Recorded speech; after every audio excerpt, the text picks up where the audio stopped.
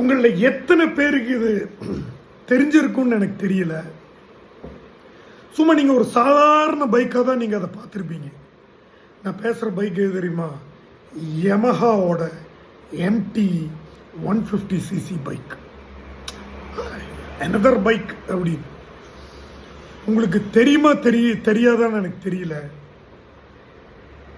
MT-09 அப்படின்னு ஒரு பைக்கை வந்து யமஹா வந்து அவங்க டிசைனர்ஸ் வந்து டிசைன் பண்ணாங்க. It was rated as the most sexiest bike design ever for a street bike in the world.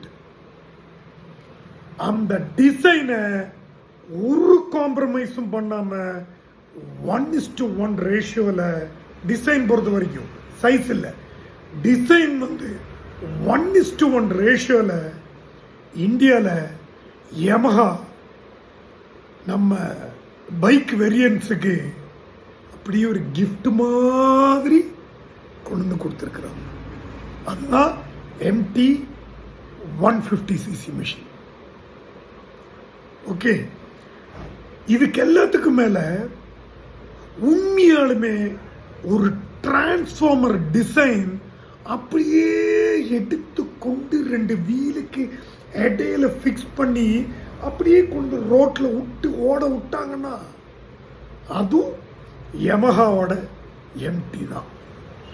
அதனால உங்களுக்கு ரொம்ப மெக்கானிக்கலா, ரோபோட்டிக்கா, பவர்ஃபுல்லா ஒரு ஸ்ட்ரீட் பைக் நிம்பிளா ஓட்டுரும் அப்படின்னு ஆசை இருந்தா go buy Yamaha MT 150cc bike.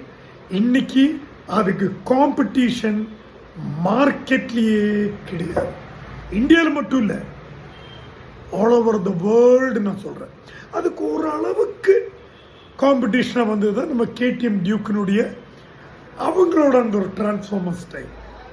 இருந்தாலும் நான் சொல்கிறேன், MT-யை ஃப்ரண்ட்ல இருந்து பாருங்க, அந்த ஹெட்லைட்டு டிசைன்ல இருந்து அப்படியே அதனுடைய பாடி ஒர்க்கு போய் அப்படியே அதனுடைய அந்த டேங்க் ஒர்க் வந்து அதை மட்டும் நீங்கள் ஒரு VFX போட்டு ரெடி பண்ணீங்கன்னா அந்த பைக் அப்படியே எந்திரிச்சு டிரான்ஸ்ஃபார்மராக நிற்கும்.